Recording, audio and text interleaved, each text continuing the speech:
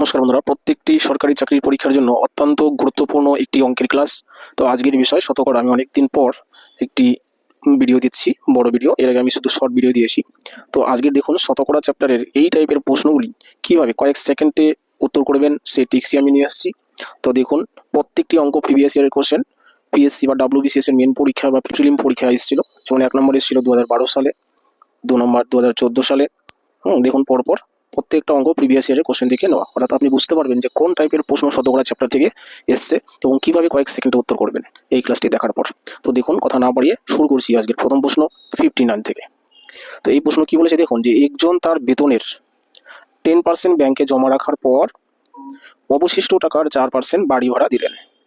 তার বেতন 5,000 টাকা হলে তিনি কত টাকা বাড়ি ভাড়া দিলেন? খুবই সিম্পল একটা প্রশ্ন দিয়েছে ডাব্লিউবিসিএস এর মতো এত বড় একটা পরীক্ষায়। দেখুন, তার বেতন হচ্ছে কত টাকা? 5,000 টাকা। এবার 5,000 টাকার মধ্যে 10% কি করেছেন? ব্যাংকে জমা দিয়েছেন। মনে রাখবেন, কোনো সংখ্যার 10% মানেই হচ্ছে এক ঘর আগে দশমিক। তাহলে এই 5,000 টাকার 10% মানে কত বন্ধুরা? শুধু একটা শূন্য বাদ যাবে এক ঘর আগে দশমিক দিলে, তাই না? অর্থাৎ 500 টাকা হচ্ছে 10%। 5,000 টাকার 10% হচ্ছে 500 টাকা। অর্থাৎ সেই 500 টাকা কি করবেন? ব্যাংকে জমা রাখবেন। তাহলে 5,000 টাকা থেকে যদি 500 টাকা ব্যাংকে জমা রাখেন, তাহলে আর থাকছে কত? 4,500 টাকা কিন্তু থাকছে। ঠিক আছে, এবার সেই অবশিষ্ট টাকার 4% কি করবেন? বাড়ি ভাড়া দিলেন। অর্থাৎ 4,500 টাকা এর কত পার্সেন্ট? 4%। এই যে 4/100, এটা হচ্ছে 4%। কিচ্ছু না, দেখুন জাস্ট আমরা কি করবো, এটা একটু কাটাকাটি করবো। এই দুটো শূন্য কাটা, তাহলে থাকছে কত? 45 আর এই 4। তাহলে 4×5 20, শূন্য 4×4 16, হাতের 2 18, 180 টাকা। দেখুন অপশন নাম্বার সিতে রয়েছে 180 টাকা। তো এটাই হলো 1 নম্বর অঙ্ক। দেখুন কত ছোট, কত সহজ। এরপরে পরবর্তী 60 নম্বর প্রশ্ন বলেছি, একটি সংখ্যার 78% ও 59% এর মধ্যে পার্থক্য হচ্ছে 323। তাহলে ওই সংখ্যার 62% সমান কত? এটাও খুব সিম্পল অঙ্ক। আমরা কি করবো, এই দুটো পার্সেন্টেজের মধ্যে তফাৎ বের করে নিব। ঠিক আছে, তাহলে পার্সেন্টেজের মধ্যে যদি তফাৎ বের করে নিই, 2 নম্বর ধরুন, তাহলে 78 আর 59 এর মধ্যে ডিফারেন্স কত? 59 থেকে 78 পর্যন্ত যেতে লাগছে হচ্ছে 19, অর্থাৎ 19%, তাই না? তাহলে আমরা পার্সেন্টেজ হিসেবে দেখছি যে 19% হচ্ছে ডিফারেন্স, আর সেটাই কত? সেই ডিফারেন্সটাই প্রকৃত ডিফারেন্স 323, অর্থাৎ 19% সমান 323 আমরা লিখতে পারি। তাহলে 1% সমান কম, 19টা ভাগ হয়ে গেল। প্রশ্ন করেছে দেখুন 62% সমান কত? তাহলে আমরা কি করবো, এখানে 62%-এর মান বেশি হবে, তাই গুণ হলো। ঠিক আছে, বাস এইটুকু জাস্ট আপনি কাটাকাটি করুন। ঠিক আছে, তাহলে আমরা 62%-এর মান পেয়ে যাবো।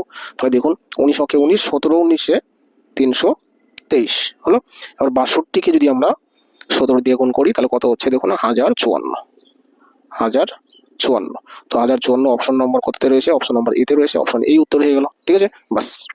এরপরে চলে আসি পরবর্তী প্রশ্ন 3 নম্বর, যে কলকাতা থেকে বর্ধমানের বাস ও ট্রেন ভাড়ার অনুপাত 3:4। ট্রেন ভাড়া 20% বৃদ্ধি ও বাস ভাড়া 10% বৃদ্ধি পেলে এখন বাস ও ট্রেন ভাড়ার অনুপাত কত? তাহলে এখন বাস ও ট্রেন ভাড়ার অনুপাত কত? দেখুন, বাস ভাড়া আমি বি লিখলাম আর ট্রেন ভাড়া টি লিখলাম। ঠিক আছে, বাস। কি ছিল? বাস ভাড়া ট্রেন ভাড়ার অনুপাত ছিল 3:4 ছিল। 3:4 ছিল, এটা আমি লিখে নিলাম। এবার কতটুকু বাড়ে সেটা লিখবো। দেখুন, বলেছে ট্রেন ভাড়া 20% বাড়ে। তাহলে ট্রেন ভাড়া যদি 20% বাড়ে, তাহলে কত হবে? 120 হবে, তাই না? 100-তে যদি 20% বাড়ে, তার মানে কি 120 হয়ে যাবে। বাস ভাড়া কত পার্সেন্ট বাড়ছে? দেখুন, বাস ভাড়া 10% বাড়ছে। তাহলে 10% বাড়লে কি হবে? 110 হবে, তাই না? 10 বাড়বে, তাহলে 110 হবে। আর নিচে 100 আমরা না দিলেও কোনো ব্যাপার না। ঠিক আছে, এখন জাস্ট কাটাকাটি করুন আর উত্তর লিখুন। ঠিক আছে, তাহলে কাটাকাটির ক্ষেত্রে এই শূন্য কাটা, 3 অকে 3, 3 4-এ 12 হলো। বাস, সমান দিয়ে কি থাকছে দেখুন, এখানে 11 পড়ে থাকছে, এই 11টা। আর এই পাশে দুটো 4 রয়েছে, তাহলে 4 4-এ কত? 4 4-এ 16, অর্থাৎ 11:16। দেখুন 11:16, অপশন নাম্বার সি। ঠিক আছে, উত্তর হয়ে গেল। ডাব্লিউবিসিএসসির পরীক্ষায় আসা প্রশ্ন এটা। আচ্ছা, খুব সহজ হলো। আচ্ছা, এর পরবর্তী দেখুন 62 নম্বর প্রশ্ন, যে একটি সংখ্যা প্রথমে 10% বৃদ্ধি পেয়ে পরে 10% কমে গেল, এক্ষেত্রে কি হলো? এক্ষেত্রে বন্ধুরা সবসময় 1% কমে যাবে। তখন কিভাবে করবো? যে 10% বৃদ্ধি পেলো। ঠিক আছে, 4 নম্বর প্রশ্ন ধরুন, যে 10% বৃদ্ধি পাওয়া মানে কি? 10% বৃদ্ধি পাওয়া মানে কি? 110 হলো, তাহলে 10 বেড়ে 110 হলো।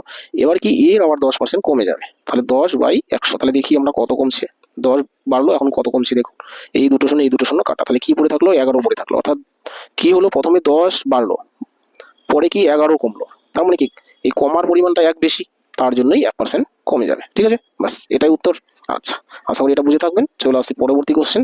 আচ্ছা, লাস্ট কোশ্চেন, যে বর্গক্ষেত্রের বাহুর দৈর্ঘ্য 50% কমে গেলে ক্ষেত্রফল কত কমবে? কমে যাবে। দেখুন এটাও সহজ অঙ্ক দিয়েছে, আবার ইম্পর্টেন্ট অঙ্ক দিয়েছে যে বর্গক্ষেত্রের বাহুর দৈর্ঘ্য 50% কমলো। দেখুন আমি রিয়েলিটি করাচ্ছি যে 50% কমা মানে কি আগে 100 ছিল, এখন 50 কমে যাবে, তাহলে 50 হবে। এটা হচ্ছে বাহুর দৈর্ঘ্য, ঠিক আছে। এবার বাহুর দৈর্ঘ্যকে যদি আমি স্কোয়ার করি তাহলে কি ক্ষেত্রফল হয়ে যাবে, তাই না? তাহলে পূর্বে ক্ষেত্রফল কত ছিল? 100 স্কোয়ার মানে 10,000, তাই না? আর 50 স্কোয়ার মানে কি 25, 5 5 25, দুটো শূন্য, ঠিক আছে। এবার যদি এটা ক্ষেত্রফল চলে আসলো, এই ক্ষেত্রফলের ক্ষেত্রে যদি আমি অনুপাত হিসাবে এই দুটো শূন্য কাটা দিই, তাহলে দেখুন পূর্বে ক্ষেত্রফল 100 ছিল, এখন ক্ষেত্রফল 25, তাই না? তাহলে কত কমে গেল? এই দুটোর বিয়োগফল 75%। তাহলে এটাই কিন্তু উত্তর, অপশন নম্বর দেখুন এ হলো। তো এই হলো বন্ধুরা আজকের অঙ্ক ক্লাস। আশা করি টোটাল ক্লাসটি অবশ্যই ভালো লেগে থাকবে। যদি ক্লাসটি ভালো লাগে, এরকমের ক্লাস প্রতিদিন পাওয়ার জন্য অবশ্যই লাইক কমেন্ট শেয়ার করবেন। আর নতুন যারা এসেছেন আমার চ্যানেলে, অবশ্যই চ্যানেলটি সাবস্ক্রাইব করবেন। আর আমার শর্ট ভিডিওগুলো দেখতে পারেন, শর্ট ভিডিওগুলোতেই আমি এই চ্যাপ্টারে অনেকগুলো অঙ্ক দিয়েছি, ঠিক আছে। তাহলে রাখছি বন্ধুরা, থ্যাংক ইউ।